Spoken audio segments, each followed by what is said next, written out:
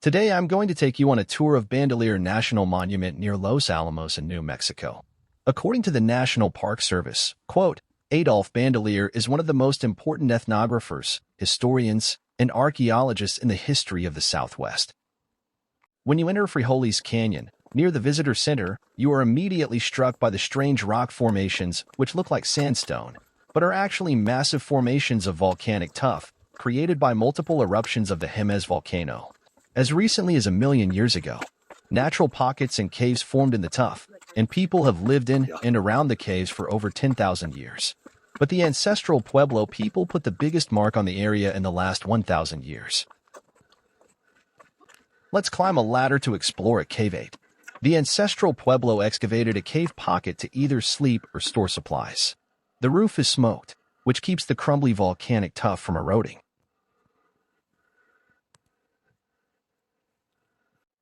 Continuing up the long house trail, we come to Talus House, a Pueblo ruin reconstructed in 1920 to give visitors an idea of a typical home. Recent archaeological information suggests that the reconstruction isn't completely accurate. Specifically, the occupants probably gained entry to the structure through the roof, not the wall. From the long house trail, you get amazing views of Frijoles Canyon, including the ruins of Tyuonyi village. This Park Service rendition shows that in the year 1400 CE, the village was a vibrant place, with ceremonial kivas and multi-story apartments. Continuing up the long house trail, which was modernized in the 1930s by the CCC, we explored many caveats.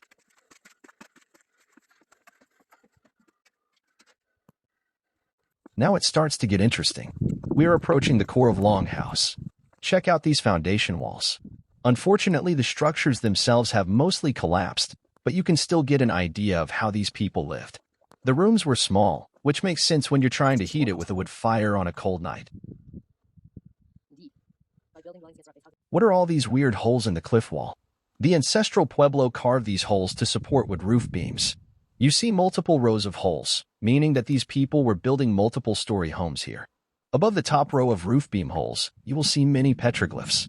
It's funny to think that the residents would pass the time on their roofs, making rock art.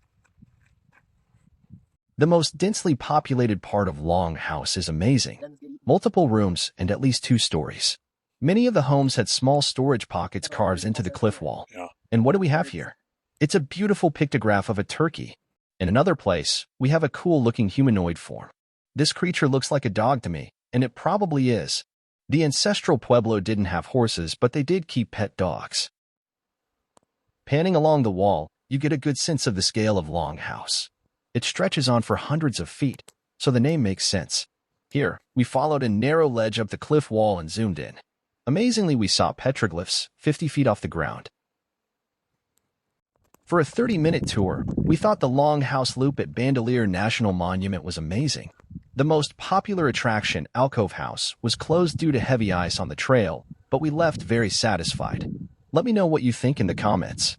And please like and subscribe.